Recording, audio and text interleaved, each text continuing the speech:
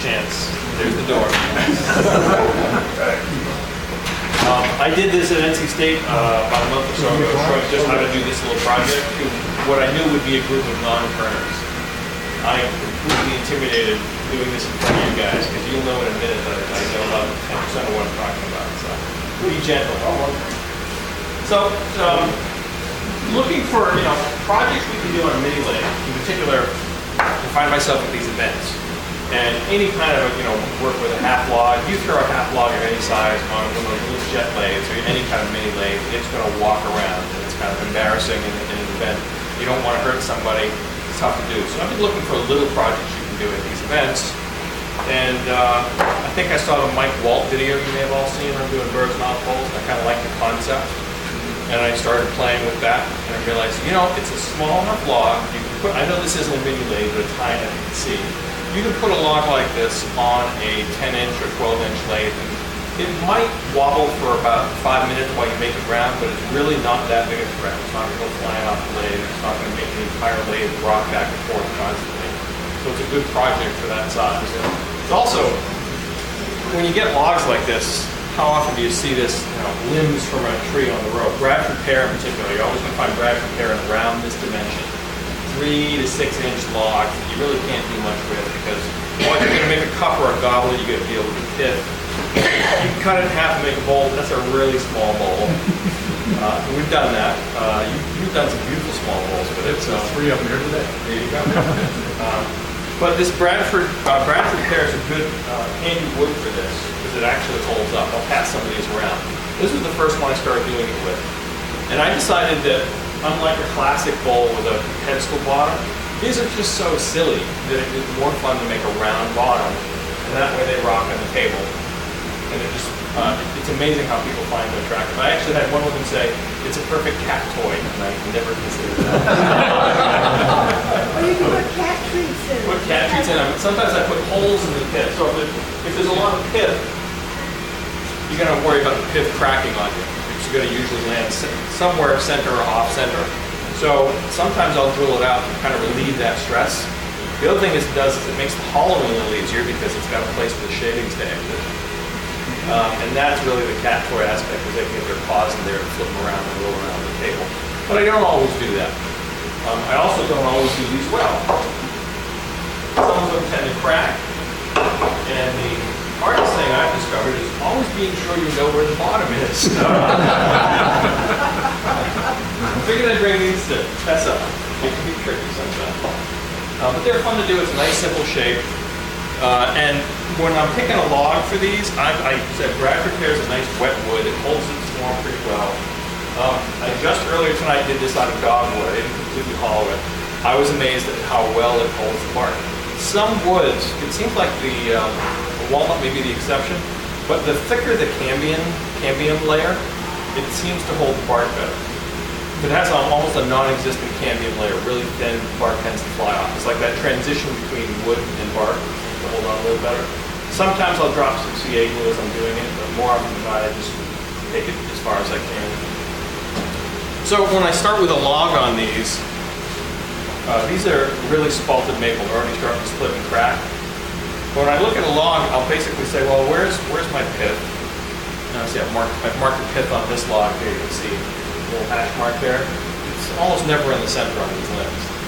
So I just want to know where that is. I'm not necessarily going to change the whole design based on what I consider it.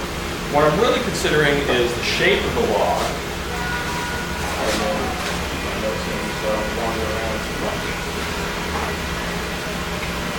If the log isn't perfectly round, I'm fine with that. It doesn't bother me at all. It's actually helpful sometimes. If it's wider on one end, I'll probably try to put that wider part as the Birdsmouth end. It gives me more bark to work with. It's narrow. So, and I don't have this one's a little off center, right? It's not perfectly round. I would probably try to do the Birdsmouth this way. Make use of that wider end as opposed to trying to make it work on that side. The other consideration, which I never realized, is that often the tree bark varies on different sides. So on this side, it's very plain and kind of leathery. This has got the real character to it. So those are my considerations in terms of which way I'm going to orient these. So I want the best looking bark, best looking shape. Most of you of the wider wood for the mount as much as possible. And it's funny how most of these I did without even kind of writing them out, just kind of going at the log and figuring, but I started drawing a little bit to see. The main reason I don't draw out all the time is that drawing will disappear almost immediately when I start writing the log. But it helps to try and get a feel for it. So I kind of did my center line just so I know ballpark where I'm going to put the center, put the start between centers. And I kind of rough out where the mouth will be. Everybody gets that the mouth shape comes from the curvature of the log, right? It's a natural edge bowl. That's why it's going that way. So when I'm drawing on this face, it makes no sense at all, because it's curving the wrong way. We can curve that way. That's the general shape I'm going for. The neck, where the bowl is going to fall, and leaving enough wood for the foot. That's kind of the critical thing. Got to get that foot done, because you're not going to want to have bark or cambium inside the foot. It's not going to be good holding. I'll accept a little bit of cambium layer inside the foot as long as it isn't completely all the way around. But one little spot of it is a part of weakness. I'll just be careful when I chuck it up. But we'll do this one. I did do this one before. And I mentioned I've got my center points kind of marked. You can see that's not quite a perfectly clear cut. It doesn't matter. We'll get there. So if that's going to be my top, I'll use a spring or any kind of spur center that would work just fine for these. And I'll just eyeball it. My center line will help me. That's what I'm seeing. So I'm just looking at that, checking it in both dimensions. Bring my tailstock down.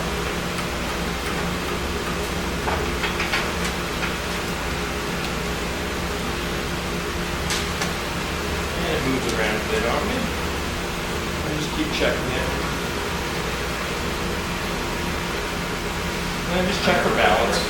Get on a mini lathe, real important. You want to get as balanced as possible if you're going to spend your life getting it straight. So the center line's pretty good there. It's a little off there, but again, that was not critical at all. Looks to be pretty balanced to me. You can see the shape of the log there. Lighten this up. There's going to be a hole in the center here, so I don't care about that showing that in. That's going to be my foot. I don't care about that. I'm going to have a really deep foot because I need to get past all that bark. So driving these centers really deep isn't going to damage the piece at all.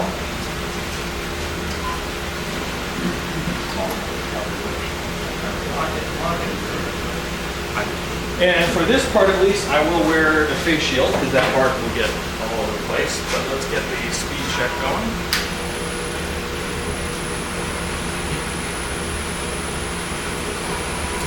So this will hum really smooth because there's enough steel on this lathe to hold it down. But on a mini lathe, you might be stuck at about 500 or so. Because the only speed is going to work to start. Once most of that bark's gone and you even out the load, you can get it speed up. This is running fine at 1,000, which is pretty good to use on that. So I'll work that. Oh, tooling.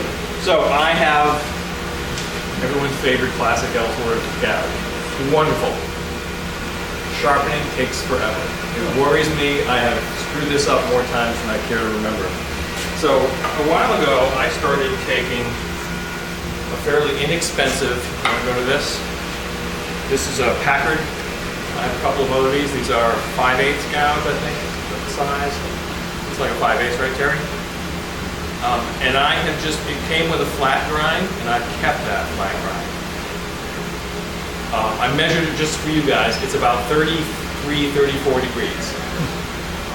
And the main reason I've done that is I find that if I rough with that Ellsworth, then I'm just constantly sharpening. So I want a tool that I could rough a log with, that I could either easily sharpen and it wouldn't take forever, or I could have multiples of. So this drops in the pocket, angle on the stone, and just rotate, just like your roughing gouge. Super easy. So these are always sharp because it takes 20 seconds to sharpen them. They can't do everything. They won't shear scrape as well as an Ellsworth will. But it's funny, once I started using them, I found that I can get 90% of what I need to do done with these tools, and they're easy to sharpen, so I'm happy with them. So let's get that going. I'll switch tool rests here.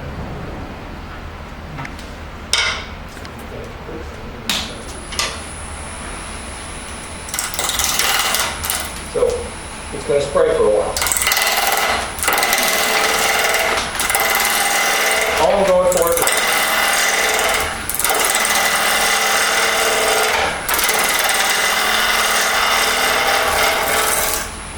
and with logs, I always make a habit after the first cut to just give it another check.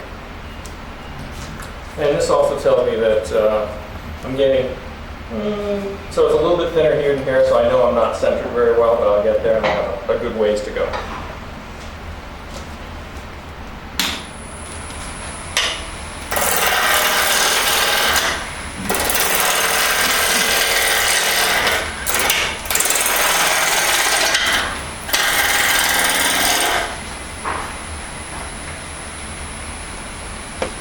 I have a terrible habit of forgetting a lot of that.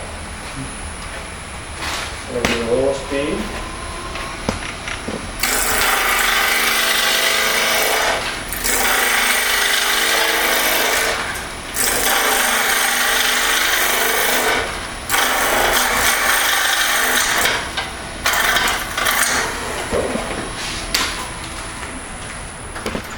Got a little catch, and that became a drill bit.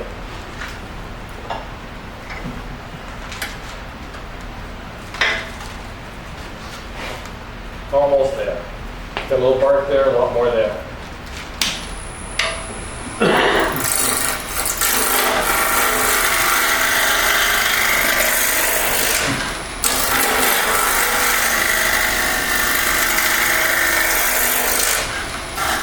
This dogwood is actually from June took a tree down his yard and provided some small logs. Alan Leland showed me how good this wood is for actually chasing prey with the grain cutting out.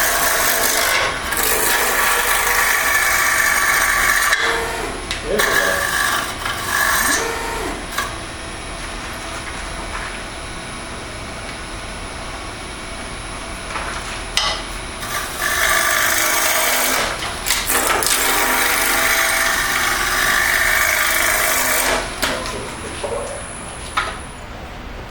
All right, so I've got bare wood on both sides. That's really, the rest I'm going to shape away anyway, so I'm not too worried about it.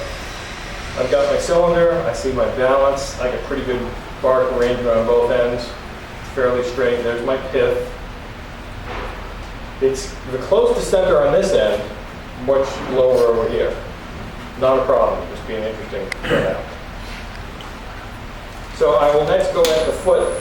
I know I want all this bark gone.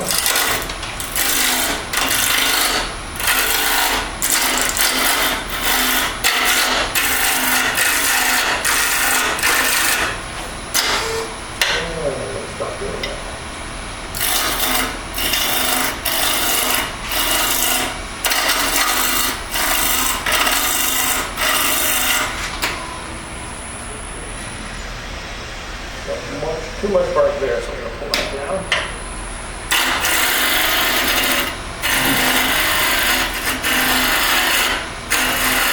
I use a Italian chuck for this, so I've kind of got that size pretty much memorized. So I'm just looking for where I get to that thickness without much bark. And that's fairly close, so I'm just going to move that way to get there.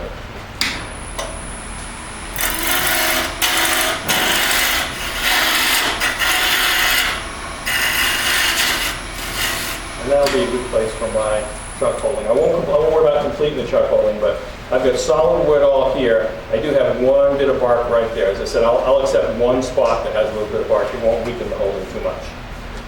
So now it's a matter of where's the bowl going to be and where's the neck going to be. So I've got my pith down there, way down the bottom here. So I'm not really worried about that. It's going to be off center. It won't split the piece too badly. I'll start doing my curvature.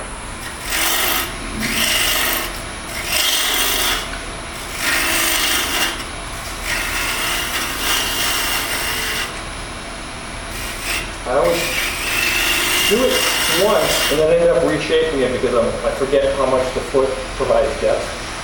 So I'm going to go to roughly a third up to figure out where my neck's going to be. And actually come in on the neck first.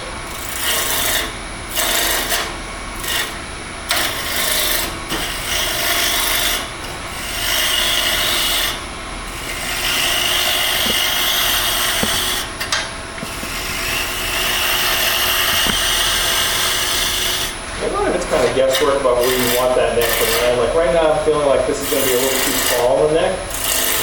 So I might want to reshape it. The biggest consideration for me is not to make that throat too narrow, because then I have to hollow through a tiny hole and it's horrible.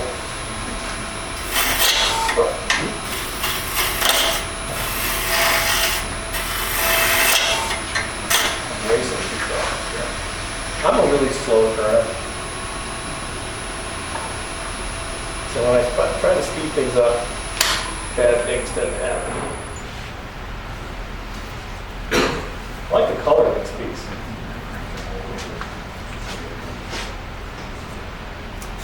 Bark's looking pretty good. It's actually a little big for the bird's mouth neck. I might take the whole thing down just a little bit. I tend to want it to be just a little bit smaller than the ball. Tends to look better. So I'll come in from the outside. Put it down a little bit at a time. And it's weird because I'm doing a pose, basically, in a bowl orientation with bowl down, but it kind of works.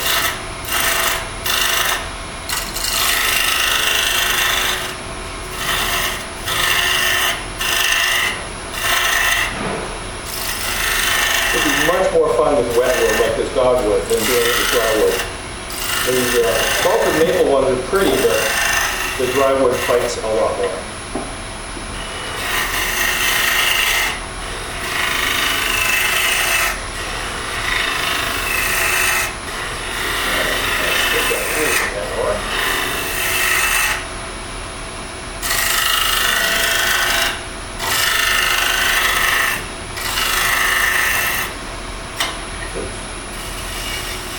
So when I teach classes to beginners, I've learned over the years teaching why teachers have taught me in certain ways. By that I mean it seems like they keep secrets and they don't tell you until later. Like there's a damn good reason for doing that. But you're not ready to know everything that you can do. It's better that you learn the safe way first and then really introduce you to secrets. And the example I give of that is tell people always look at what you're doing. And it isn't until they've done it quite a while that I say, you know what, the best way to get a cut is not to stare at your tool, but to stare at the horizon. And for a beginner, that's the scariest thing in the world. But it happens naturally if you don't tell them up front to do that. But you'll never get a good shape if you're staring down at the cutting edge constantly.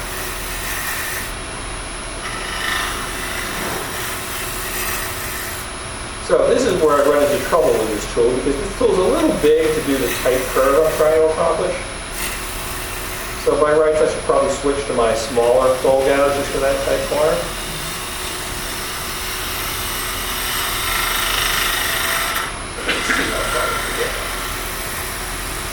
The smaller bowl gouge will also tempt me to make the neck really small.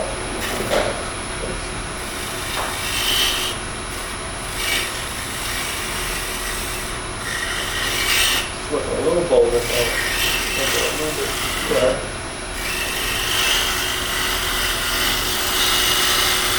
And if you're going to do a round bottom, as I am, you really have to think ahead about where the foot's going to be. And it's the same problem with people who do, what do they call them, the dog dish bowls. You don't have enough curvature, it just falls into the table. It's like you got to really envision where that curve is going to end and make sure you leave enough in the foot that you can turn it away and have a round bottom afterwards. It's a hard thing to teach.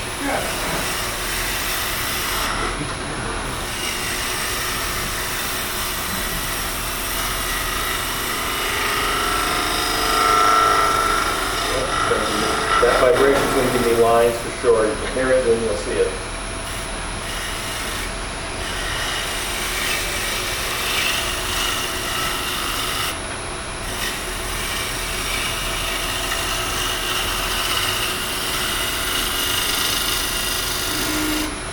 But I can see that curved line will go and end right about there later. So now I'm going to go back and finish my foot. I kind of like that shape. I'm not going to do a finishing cut. I'm going to make sure I can get my foot exactly where it needs to be.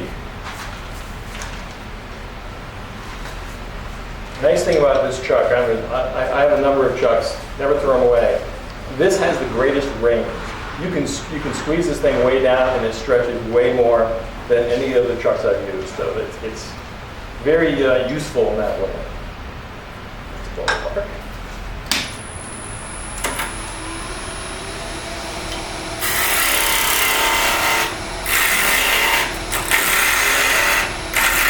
It's got a nice size little hole in the center, so I don't have to worry about removing that nub. It will fall into the hole, the gap in the jaws, no problem. This is going to be the bottom of the chuck. Okay.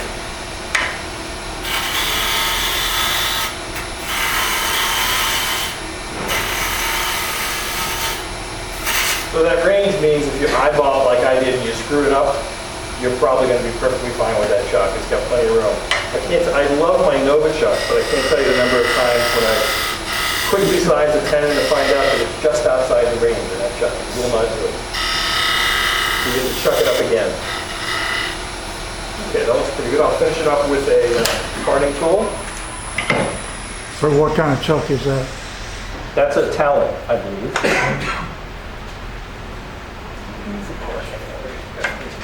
Sharper. Anybody use the diamond parting tools? With the diamond shape? You like them? Yeah. I find I can't keep them straight. They tend to wobble too much and just don't seem to do the job. I have them, but I much prefer the flat ones. Yours. That's the value of it. What? The diamond? Go straight in deep and run in the wood with a smooth edge one. Yeah. Pretty cool. Bites it. Yeah, but well, you know why? And you just rock it back and forth and you go clear to the bottom. It won't bite. I believe it. So I only need a little bit of holding power below that chuck so I can get rid of all this. It's not really helping.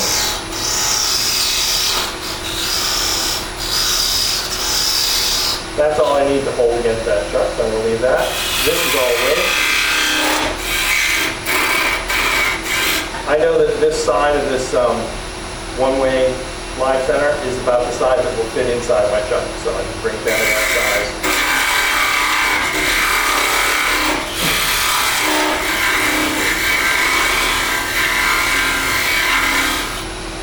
That's good. I can go back and be a little more confident in my shaping.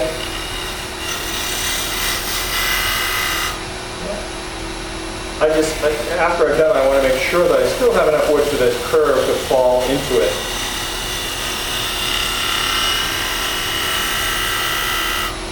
So what I don't want is, here's my ledge for the chuck. I don't want my curve to go like this.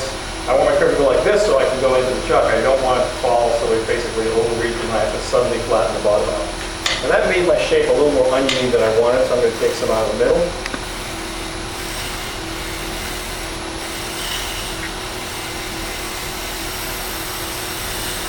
And the nice thing about this is you can go with whatever shape you want. It looks better the more complete and consistent the rounding. But it doesn't have to be a perfect circle. It can be a little bit short. I found out elongated doesn't look that good, but shorter is definitely okay. Doesn't jar.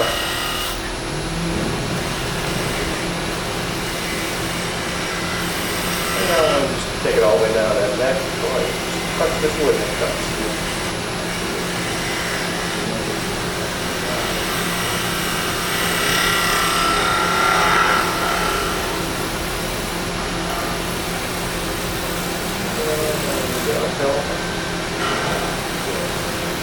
So I'm going to live with that. Say if I were alone, I'd finesse this forever and drive you guys nuts.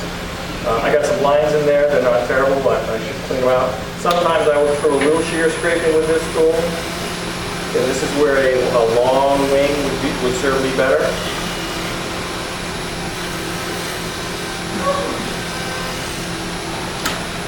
I'm going to lose this.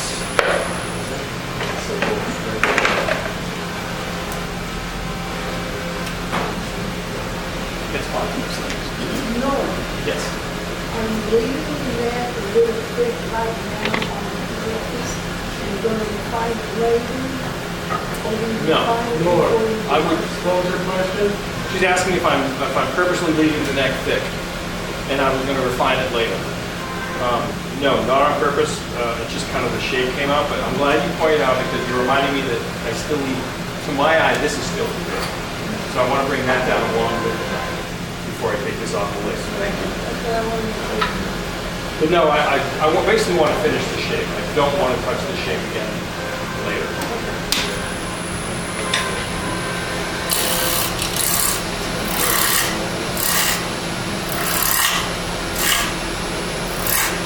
Definitely not larger than the ball. So that's the size of the ball there.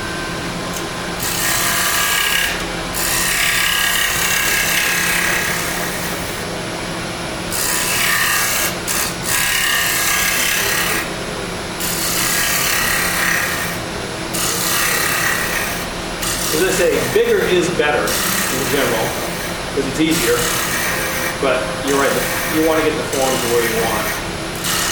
And that's a little big. I use a 1-inch bit to pre-drill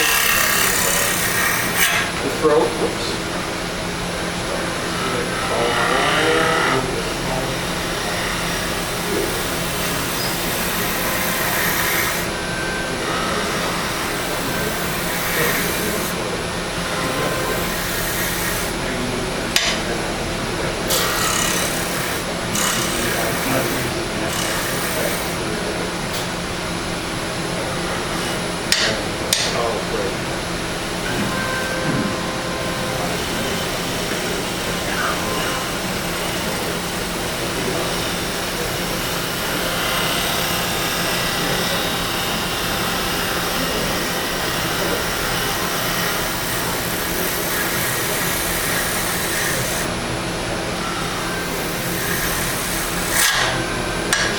Whoopsie.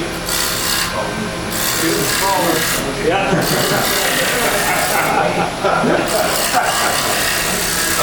That's one way to get it smaller.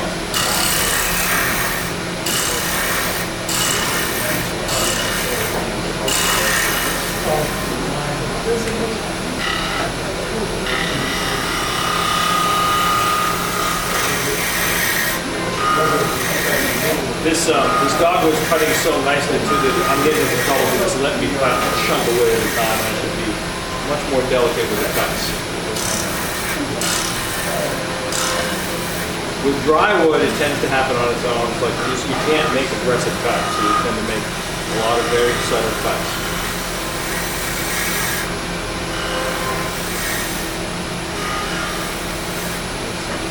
Well, the transition's not great, but we're not going to spend the night doing this. I did get a catch here, so I'm going to bring that curve down. You like that transition?